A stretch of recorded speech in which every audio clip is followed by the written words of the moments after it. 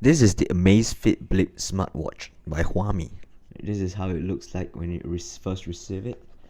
It's a plain white simple box, and at the back of course you will see this is the Amazfit battery capacity 200 mAh. Water and dust resistance rating is IP68. So IP68 guarantees protection in water up to 1.5 meters deep for half an hour. So you can bring this for swimming. Plus you will need devices that supports Bluetooth 4.0 and run on Android 4.4 or iOS 9.0 or above to work. So this is manufactured by Huami, which is actually a subsidiary of Xiaomi, one of the largest consumer electronics manufacturers in China. And let's open it up. Right, so when you open it up, you will be able to see this watch here. See the actual watch. It comes. Let's remove the watch. So the clasp is actually made of rubber. It's pretty soft, kind of silicone rubber, and the clasp is actually plastic. Right, the clasp is plastic. It's actually a screen protector. Right, so we can peel off the screen protector.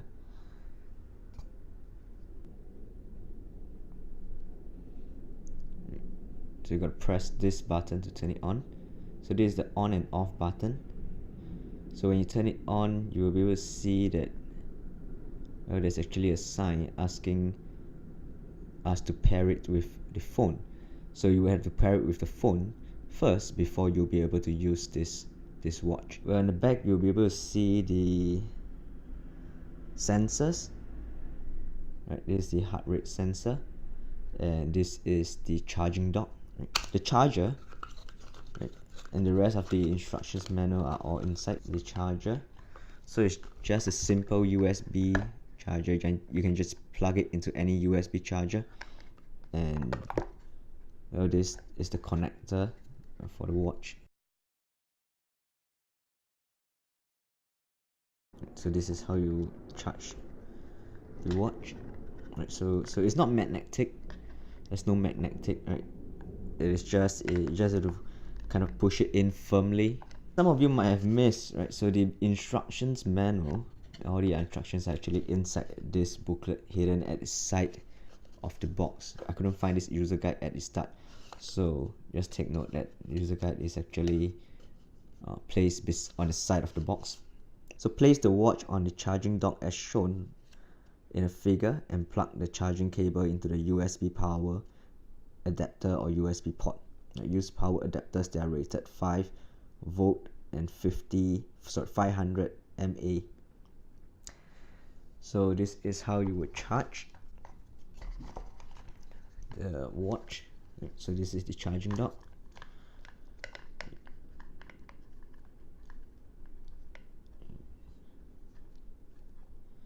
And when you charge it up, this is how it looks like. So this is how it looks like when it's charging. So once it's fully charged, it will actually see that it is full. To start using the app, you will need to download the Mi Fit app from the Play Store. You can either scan the QR code or go to the Play Store, search for the Mi Fit app, right, and install. Once the app is installed, open the app, and you will need to sign up for the account for the app to work. So sign up, select the country, click next, and you can also sign up with your social media accounts.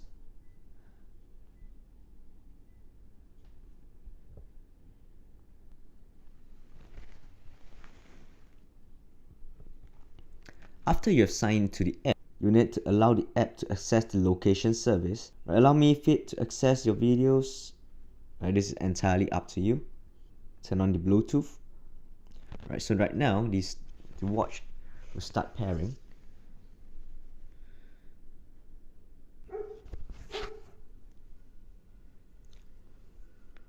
Right, so the results are successfully updated, and it will update the GPS. And there you go. Right, so as you can see here, it's still updating assisted GPS. So take note, when you first receive the watch, there's actually a lot of things to update. So right now the assisted GPS has been updated. So right now everything has been updated and the watch is ready for use.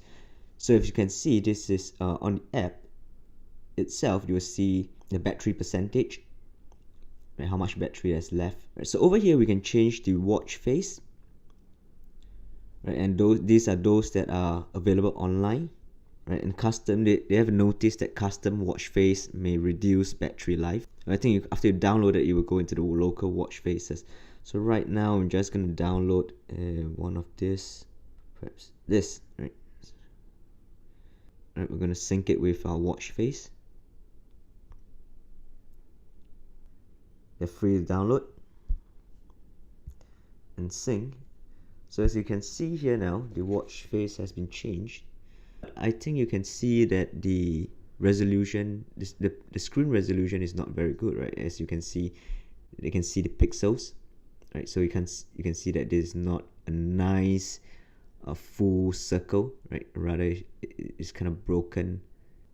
Unlock screen, right? So you can also use the app to unlock the screen, right? Otherwise, right, as you can see, normally the app, right, normally the watch, right, is locked after you stop using it for a couple of seconds, right. It actually locks the screen, right, so you can't touch it, and you have to unlock the screen, right. You've got to press this button to unlock the screen, right. So once you press it, you can see there's some animation that shows that the phone is unlocked, and right, we can swipe it left, so you swipe to the right, right. If you swipe from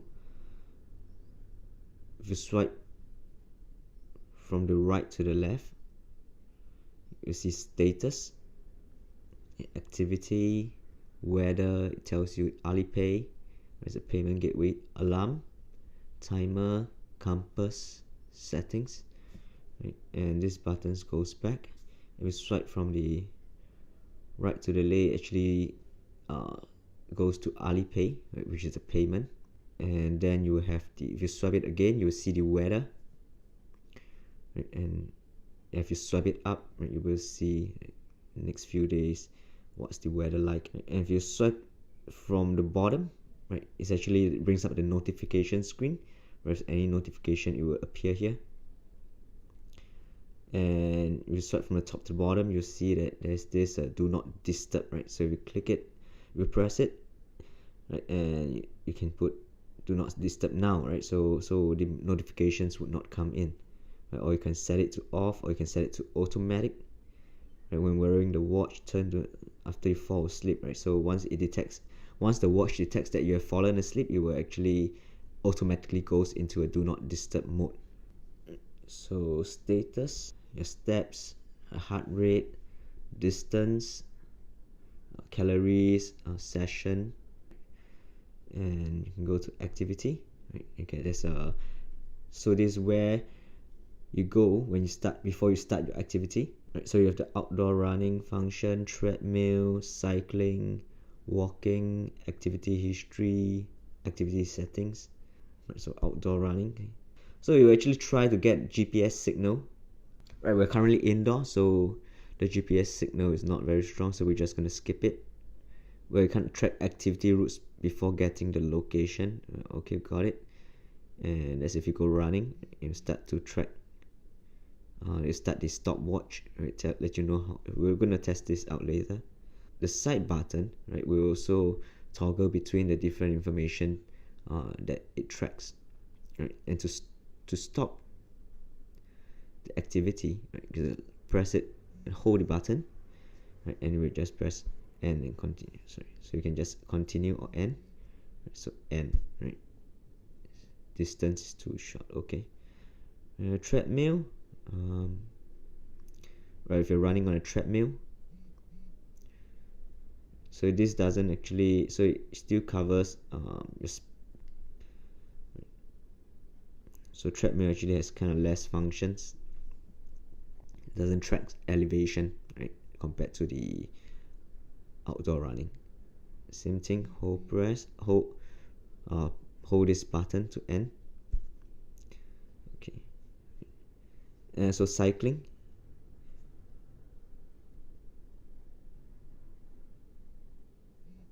right, kind of tracks your distance, and the speed and distance, right, and the elevation. Walking.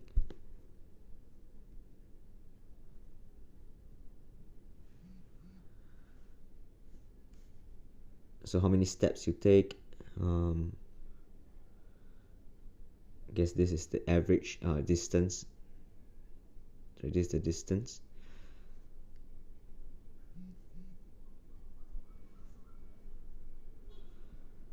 Activity history, activity settings. So you can set it to auto pause when you stop running. It will kind of pause, like for example, if you stop at a traffic light, it pauses the activity. Heart rate alert, it can notify you if your heart rate reach a certain level. Okay, and you can set it to on and off.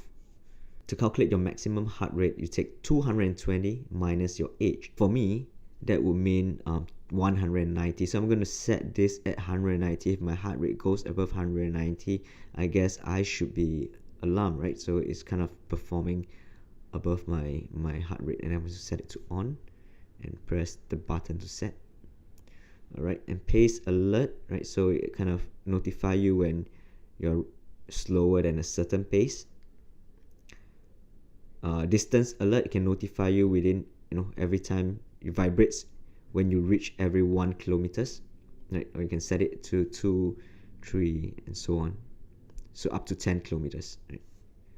Where you can set it to on or off. So I'm going to set it to 1 kilometer and set it to on, right? So every time I've traveled a kilometer, the watch will vibrate and let me know. After using this watch for a couple of days, I realized that most of the settings have to be done through the app itself. So after you've downloaded the Mi Fit app, right, let's take a look inside. You'll be able to see that it has been synced. I've already synced it and I've been using it for 1 or 2 days. So incoming call, here you can set whether you want alerts whenever you receive an incoming call and whether you want to show contact information. You can also set it to delay alerts, right? So when you delay alert means you will only vibrate 3 seconds after the ring, right? So your watch will not vibrate immediately. So this function is to set events reminder. For example, if you want to be reminded of a certain event, you have to set it from the app itself. It can't be set through the watch. Right, so add event reminder, right? Test event. Period, just once. And I'll put it today at 4:21 p.m. Save. Right, so it's actually vibrating. Alright, and that's how the event reminder.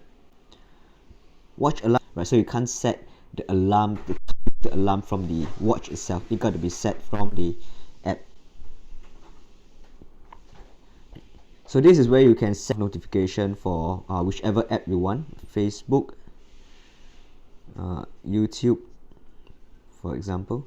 Right. So this is for the apps. Incoming call is set here, and if you click on more, that's where you can access the alerts or notification settings for SMS, emails, goals, and also there's this idle alerts. Right. Idle alert is the watch will vibrate if you're inactive for at least for 1 hour, right? So you can set if you're inactive for 1 hour, the watch will actually send you a reminder to ask you to move about, right? So you can set the time whereby this idle reminder is active, right? You do not want to be disturbed while you are actually sleeping, right? So over here you can see there's actually a find watch function. So if your watch is within range and you can't seem to locate it, right? So actually when you click on this find watch, it actually sends a vibration to the watch. Well, it's not really useful if you can't hear it, because this watch doesn't have any speakers, so it does not produce any sounds. So it's all just vibration. So it may not be very useful for you to use this function to find your watch. However, the watch actually does have a function to find your phone if you can't locate your phone. Go to settings, find device, and you see that there's actually a notification coming from my phone, right? And you can just press stop ringing. Okay. Right, turning on the discoverable option will actually allow you to be visible to nearby devices. So if you want to be detected by nearby devices, you can turn this on, otherwise just leave it off. You can set which wrist is, which hand are you wearing the watch on. Leave wrist to view info. This function actually brightens up the screen whenever you lift up your hand. So for example, so I've set it to on the whole day. And heart rate detection, right? So you can actually detect your heart rate. So I would like to put automatic heart rate detection and sleep assistance. So turning off, so actually, heart rate detection, there's actually a few functions you can set your heart rate detection. Automatic heart rate detection, turning on the continuous heart rate detection will reduce the battery life. So automatic heart rate detection means the heart rate detection is always on, and they can actually detect your heart rate the whole day. So actually, it will actually reduce the battery life. A sleep assistant have to bring sleep data, so you can turn this on when you're sleeping, right? Or you can just turn on both. Right, turn on the continuous heart rate detection and also the sleep detection, so to get more precise sleep data, right? To get more precise heart rate and sleep data. However, this will reduce your battery life, but yeah, that's fine. So I'm gonna just turn on all these functions. And detection, you can set the detection frequency 1 minute, 5 minutes, 10 minutes, or 30 minutes. So for here, I'm just gonna set it at 1 minute. Right, shortcut settings. By default, there's actually two shortcuts. Right, the first one is actually Alipay, and the other one is the weather. And so you can actually edit this to rearrange, right? Or you can just hide it if you don't want to have any shortcut. Well, as of now, there's no way you can add, can customize the shortcut. There's only two functions available. Yeah, so I've turned off the shortcut, and when I swipe to the right, there's nothing happens. So these settings over here, this watch display settings, actually allows you to customize the order in which these functions are on your watch, right? When you swipe to the right. So as of now, it's status followed by activity or workout, followed by weather, alarm, timer, clock, right? Compass, Alipay, and settings. So for example, if you prefer, if you don't use the compass function much, right, you can actually shift it all the way to the end, or you can hide it if you do not want it, right? You can either hide it or you can shift it all the way to the end. Right, so if I click save, so the compass function actually,